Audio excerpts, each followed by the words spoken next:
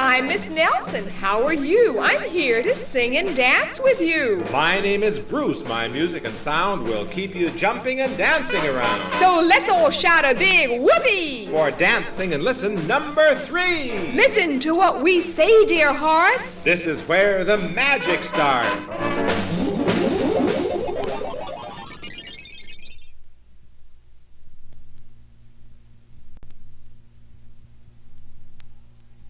Yes, I have a shadow of my very own. When I stand outside and the sun is shining warm and bright, I can see my shadow and it looks just like me. When the sun is behind, my shadow is very tall. And when the sun is over my head, my shadow is very small. This morning, you woke up and you just weren't yourself. You didn't seem to weigh anything, and you seemed to float along quietly and gently, and sometimes you would change your shape.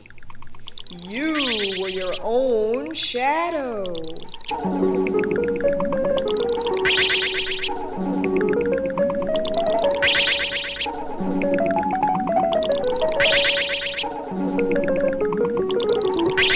In the bright morning, the sun is low, and because you are a morning shadow, you are long. You are stretched out so long that your feet are on the sidewalk and your head is across the street. Make your arms and legs as long as a morning shadow.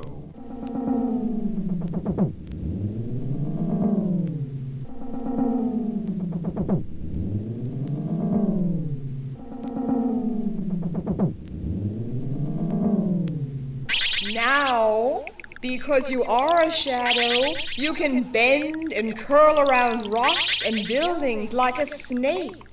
And you wind and curl down the street until you come to 10 trees standing in a row. You keep going, but as you pass the trees, you reach high, then low, then high and low.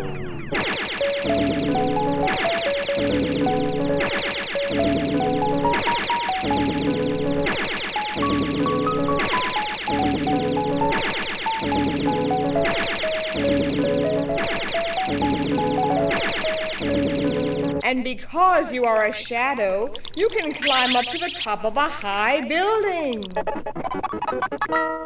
And then you can slide down a waterfall and dance with a rainbow.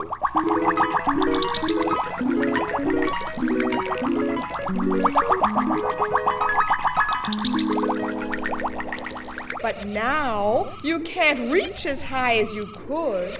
You try, but you seem to be getting shorter. And the morning sun is right over your head.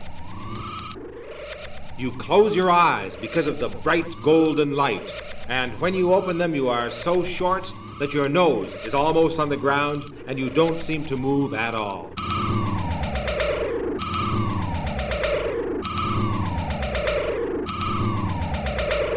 And now it's afternoon, and the sun is traveling lower and lower in the sky, and you are getting larger and larger. And the lower the sun goes, the larger you get.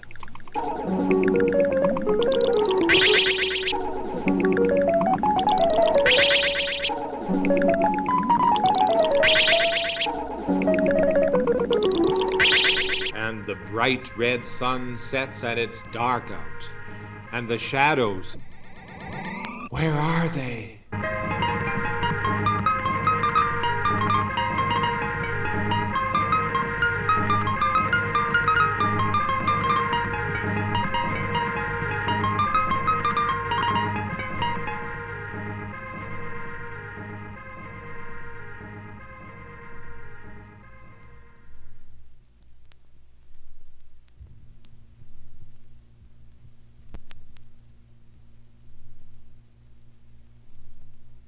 Sit on the floor and get ready to hop, because you are popcorn ready to pop.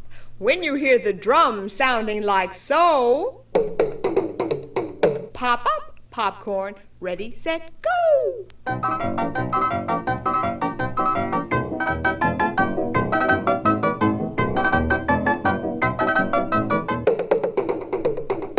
I fooled you.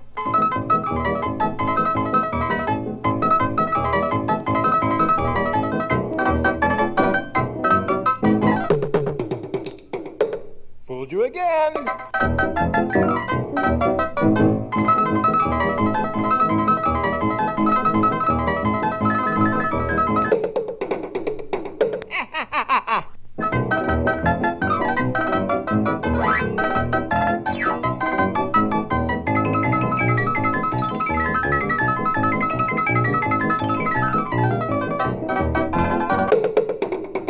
Ho, ho, ho, ho, ho, ho.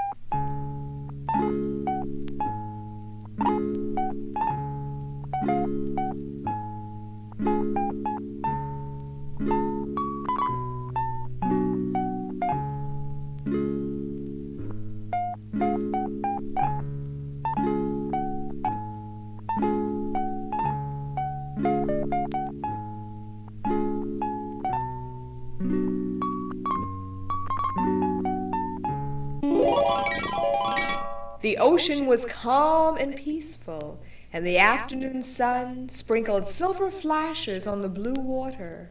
And right there, floating like a little speck in the water, was something which was singing a little song.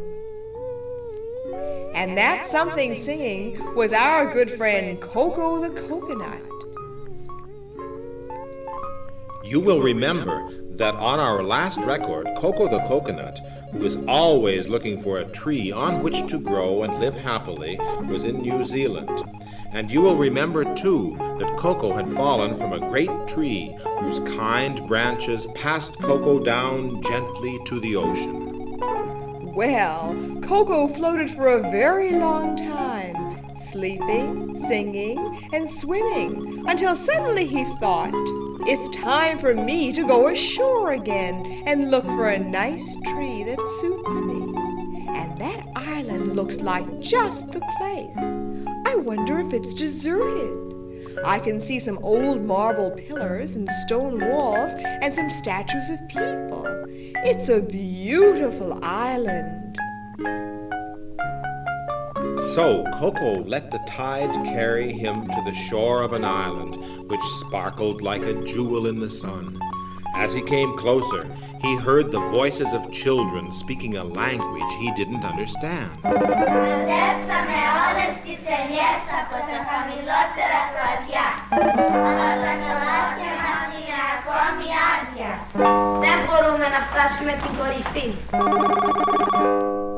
I wonder what they're saying, thought Coco. They sound worried. "Hello there.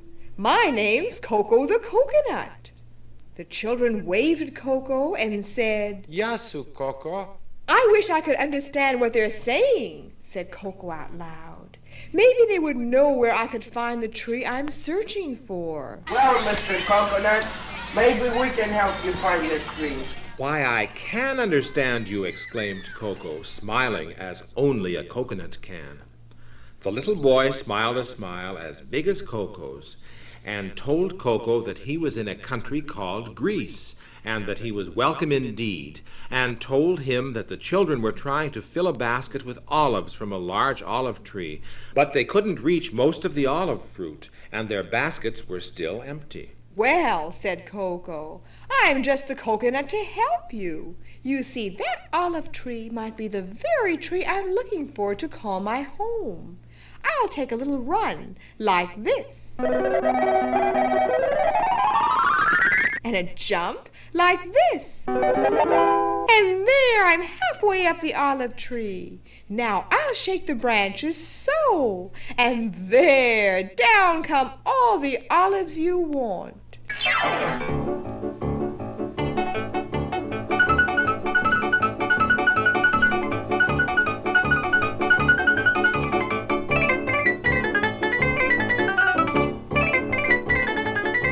But Coco was so intent on shaking the branches and causing a shower of big, beautiful olives to fall right into the baskets of the eager children that he hardly noticed the soft, squishy, ripe olive, which caused him to slip right out of the olive tree. Down he fell, bouncing from one branch to another, until he too landed right on top of a big basket full of olives. But as usual, when Coco fell, he didn't hurt himself, because coconuts are designed to have safe falls. When they are ready to leave their home tree, they can fall great distances without being hurt. The children laughed to see their friend Coco sitting on top of the basket, winking one eye and looking like the largest and funniest olive they had ever seen. "Thank you, Coco," they said. "We love you, Coco. Thank you for helping us pick all the olives."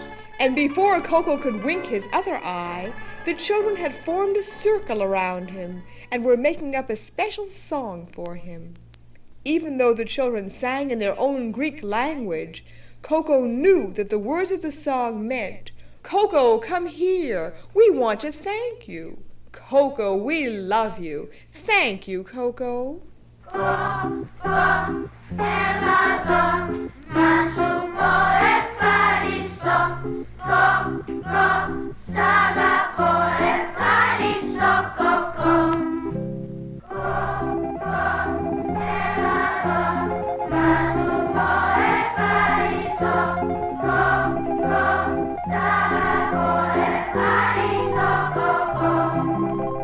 The children made Coco so happy that when he looked up at the olive tree, which was just too slippery to be his home, he thought, "I'll just keep on looking for a tree to be my own, even if it takes me forever, because while I'm searching, I meet so many wonderful children."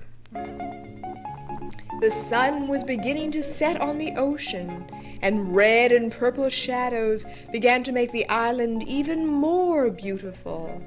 It was time for the children to return home with the olives they had picked.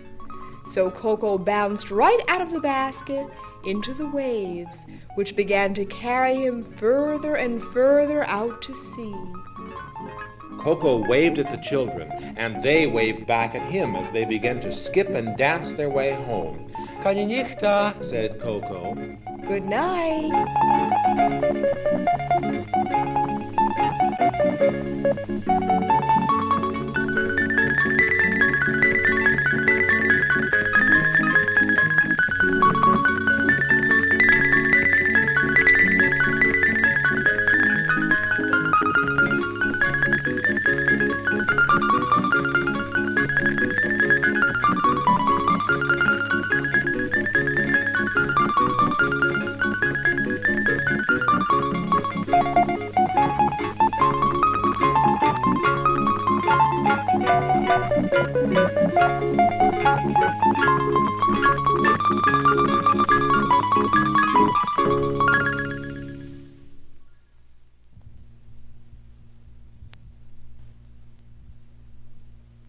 When you hear the next music, dear friends and fans, go ask your mother for 4 pots or pans.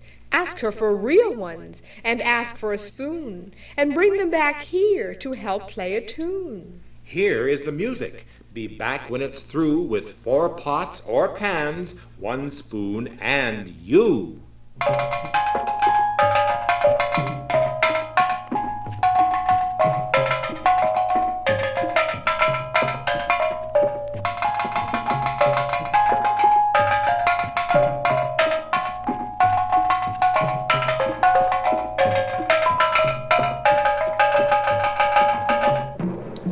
Now we're all going to play a Creole folk song called Michi Banjo. Keep counting from 1 to 4 and gently play one pan every time you say one, like this.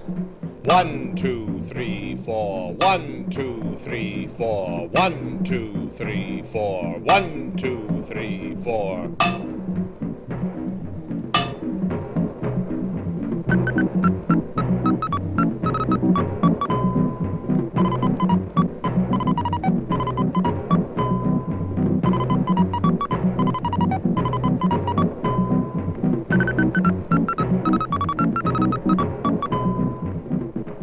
Keep counting from 1 to 4, but this time gently play a different pan every time you say 2, like this. 1, 2, 3, 4, 1, 2, 3, 4, 1, 2, 3, 4, 1, 2, 3, 4.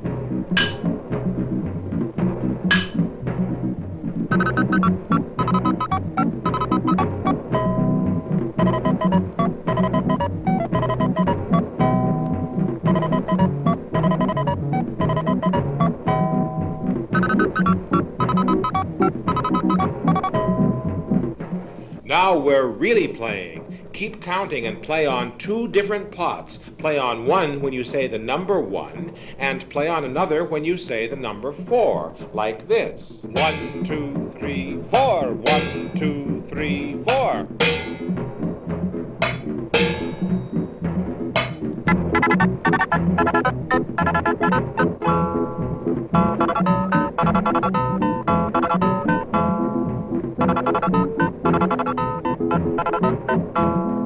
That sounded very good. Now here's a tough one. Instead of counting, say out loud with the music. Shave and a haircut, shampoo. And play your pots and pans with each word, like this. Shave and a haircut, shampoo.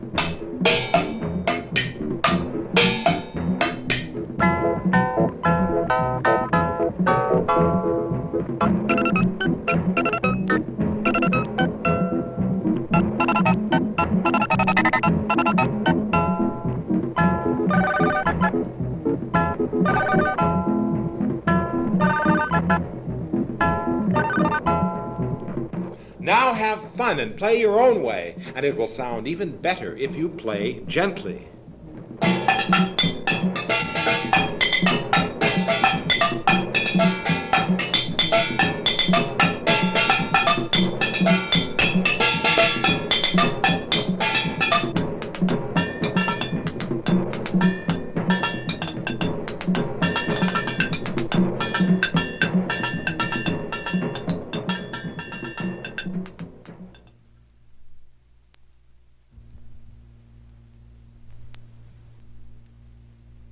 So here's the score.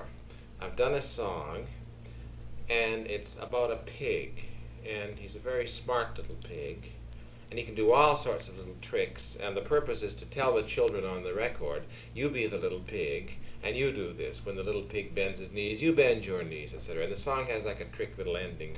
Now that's the song. Now I don't know how we could introduce it. Who's got an idea? Don't freeze up, because anything that's being put on tape now You doesn't can have to erase, be yeah. used. Yeah. I mean, we'll cut anyway. Yeah. So pretend it's not a microphone, but just talk to me. We might use the angle of introducing, like saying to the kids, have you ever thought about pigs, or have you ever met a pig? And I mean, most of the kids Or have you ever have dreamt not. of being a pig? I've not, and think of them as lying in the mud. And you say, well, you know, all pigs don't lie in the mud, you know, there's some pretty interesting pigs around here, and you could give this example. How could you get this across to small children younger than you, that you want them to do everything that... Well, you could tell a little bit about the pig, and then ask them to, like, act out what they think about a pig. And then you'd say, now, little pigs, do whatever Miss Nelson would want them to do. A farmer had a little pig. Oink. A farmer had a little pig, a very smart pig who wasn't very big. Oink. You be this smart little pig. Do a trick by standing up tall and shaking one leg.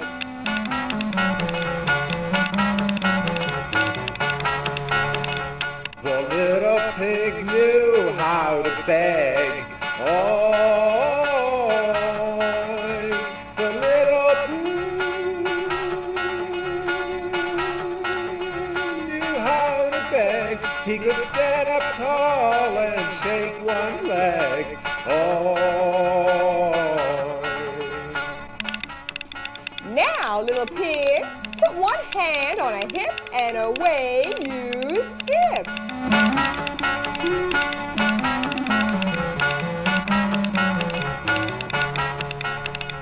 The little pig knew how to skip.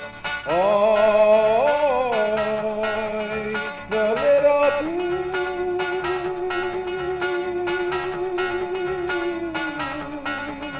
knew how to skip with his feet on the ground and a hand on a hip. Oh, the farmer said, I need money. Oh, so I'll sell my pig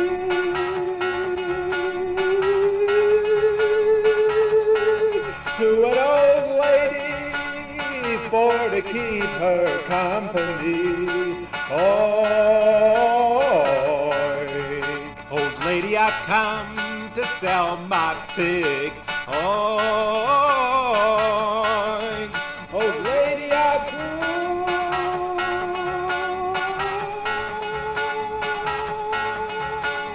to sell my pig, and he and you can dance a jig.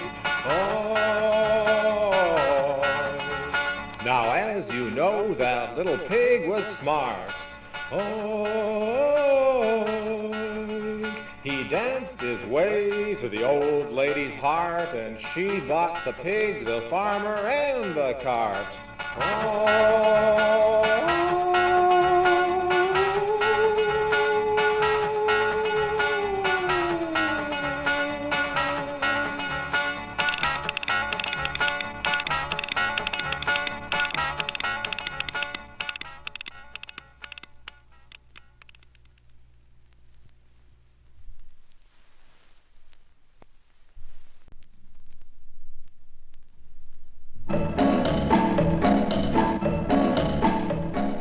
Time is used to measure a day. Time goes by when we work or play. We can't see time, there's nothing in it. But time is with us every minute. Even though time never talks, we hear about it when a clock tick-tocks. Let's pretend that we are clocks of many different shapes and sizes. And let's start by being a big, tall, friendly grandfather clock. Let's all swing from one side to the other in time with old grandfather clock.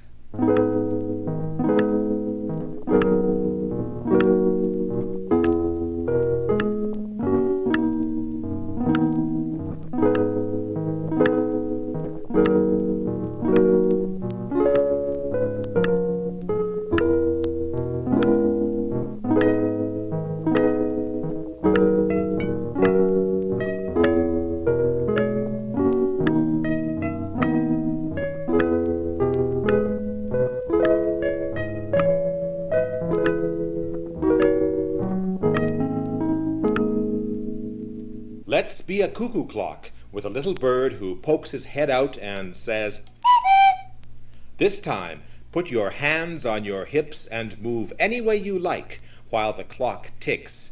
Every time you hear the cuckoo, bend over and look between your legs, and then bounce right back and tick like a clock.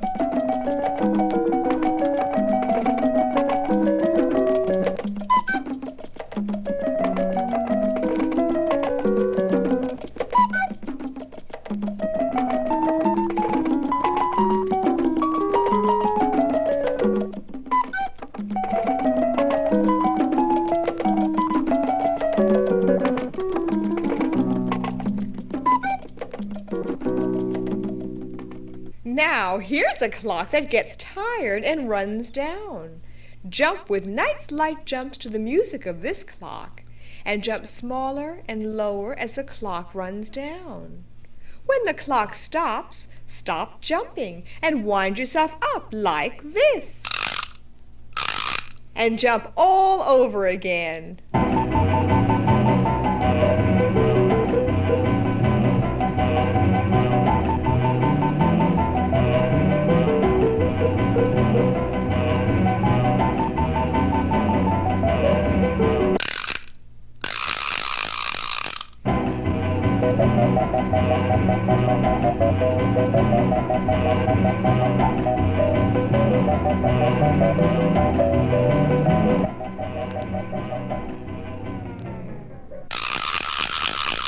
And now I want you to raise one hand in the air and point to the numbers on a giant invisible clock. Here we go. 1, 2, 3, 4, 5, 6, 7, 8, 9, 10, 11, 12, 13.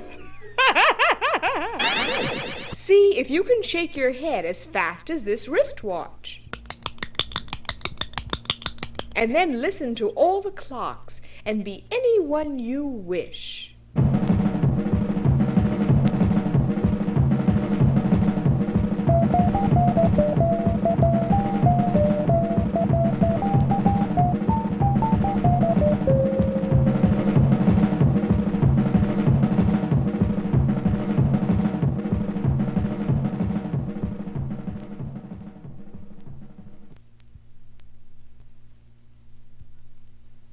When people sit down together to listen to someone playing music or singing, we have a concert. A great young pianist whose name is Praxiteles Pandel is going to play the piano for you, just as he plays at Carnegie Hall in New York City. Let's pretend that we're wearing our finest clothes, and let's sit down quietly and listen to the music. When Mr. Pandel comes on stage, applaud along with the rest of the children. When he has finished playing, applaud again to show your appreciation of his beautiful performance. Now I present Praxiteles Pandel.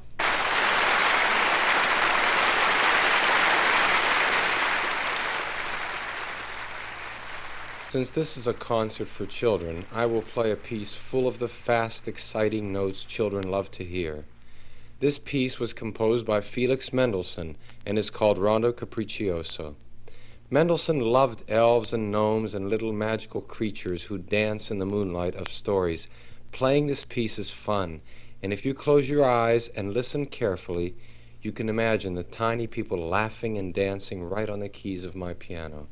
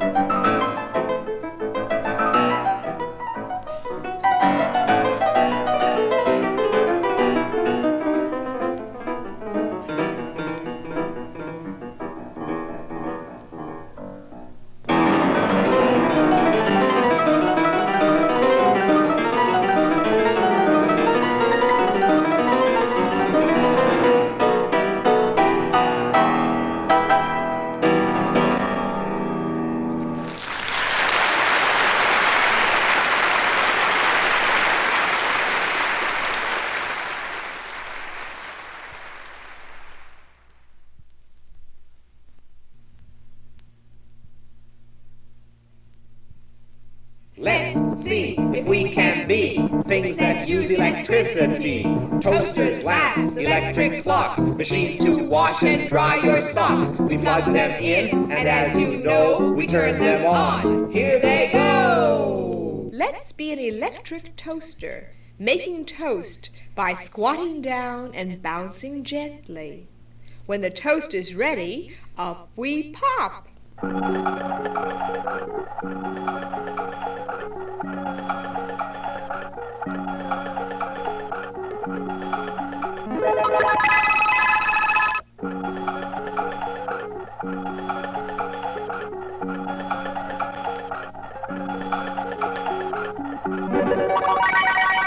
Let's be a pair of socks in a washing machine and turn from one side to the other.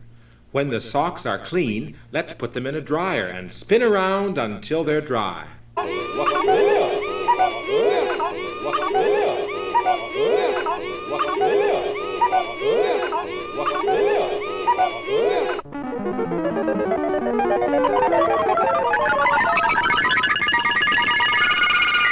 Now we are elevators in tall buildings.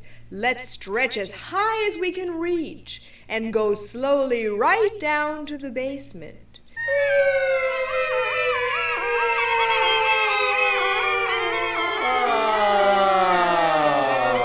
And then either up or down, wherever the elevator takes us.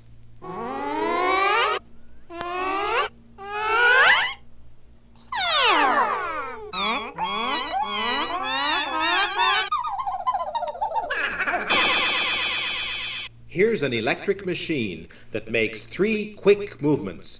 It takes an envelope from a pile on the floor, stands up and licks the envelope, and then stamps the envelope with 1 foot.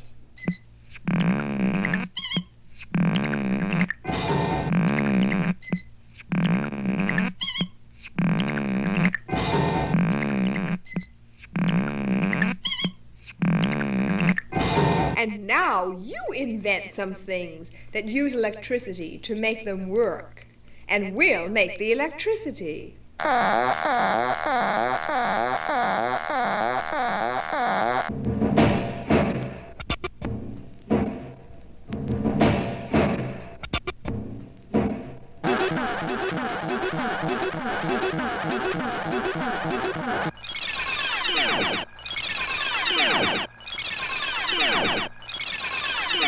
It is fun to be machines that use electricity, but it's up to you and me to use these machines carefully. Carefully. Carefully.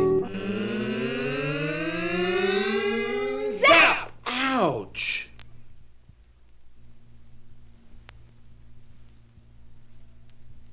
I'm hungry. So am I, Mike. What would you like, Phoebe?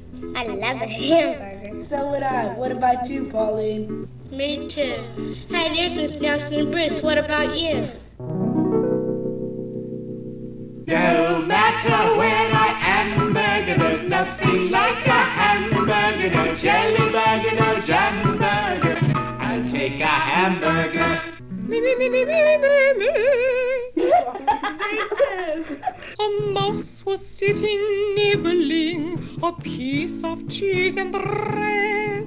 So I offered him a bite of my hamburger instead. He said, "It's so delicious, I can hardly find the words. From now on, this bread and cheese is strictly for the birds."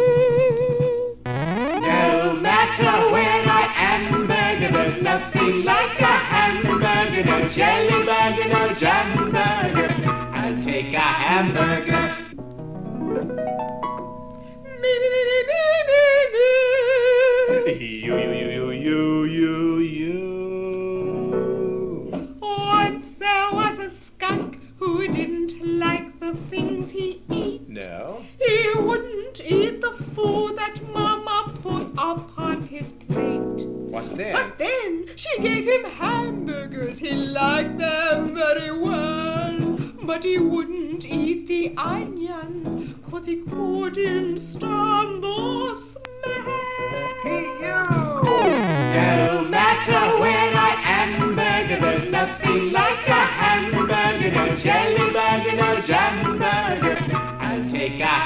hamburger. Me, me, me, me, me, me, me. No, me. Once I met a lion, as fierce as he could be. He was ordering his breakfast, and I heard him order me. Dear lion, have an hamburger, I said in pleading tones. It's just as good as I am, and it hasn't any bone. No matter where I am, burger, there's nothing like a hamburger. No jelly burger, no jam burger. I'll take a hamburger. No matter where I am, burger, there's nothing like a hamburger. No jelly burger, no jam burger. I'll take a hamburger. Yum, yum.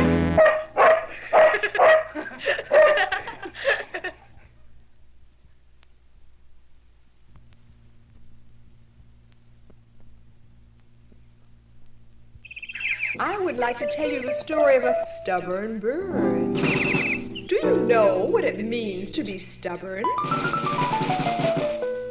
When people are stubborn, they usually think that their own way of doing something is the only right way. I would like you to be the stubborn bird and to do everything which the stubborn bird does, exactly as I tell you.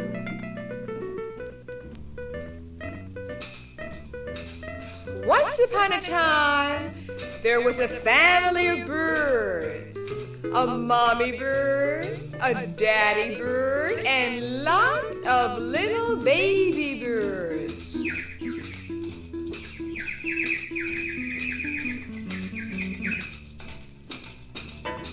Now, the baby birds lived up in the nest. And as the mommy and daddy flew out to get worms to feed them with, the little baby birds just sat and chittered and chattered to each other. They talked with their fingers and their shoulders and their heads. Let's see you. Come on, little birds, gossip a little bit. That's good. And then when the mommy and daddy had found some worms, they flew right back to the nest. Put your heads way back, little birds, and open your mouths even wider. Otherwise, you'll never catch that worm. And so the little birds began to grow. They got bigger and bigger until one day, the mommy said to the daddy bird, I think it's time to teach these baby birds how to fly. And so the mommy took a little bird and showed the little bird how to use its wings. And the little bird tried, but it fell down. And so the mommy picked it up and once more showed it how to use its wings. And this time the little bird did use his wings. He spread his wings and he flew way up to the tree. And he sat there and waited for his brothers and sisters to join him. Well, the mommy and the daddy each took a little bird and taught all the little birdies how to fly until there was only one bird left in the nest. That's right. You guessed it. That bird was a stubborn bird, and when the mommy and daddy wanted to show him how to fly, he just crossed his wings and he shook his head from side to side and he said, "No, I won't." Well, the mommy and daddy talked to him some more, and they said, if you will learn how to fly, you can hunt for your own worms. And you can feed yourself anytime you want to. But that little bird didn't say a word. He just crossed his wings and he said, "No, I won't." The mommy and daddy flew up to the top of the tree so that they could talk the problem over. And they talked and they argued and they discussed it until finally they got a very good idea about what they should do. And they jumped up and they clapped their wings with glee. And they flew back to the nest and they sneaked up behind that little bird. And when that little bird wasn't looking, they gave him a push out of the nest. And the little stubborn bird had to fly. He spread his wings and he flew way up to the tree where his brothers and sisters were waiting for him. And guess what? That little bird was never stubborn anymore. And never again did he fold his wings and say, "No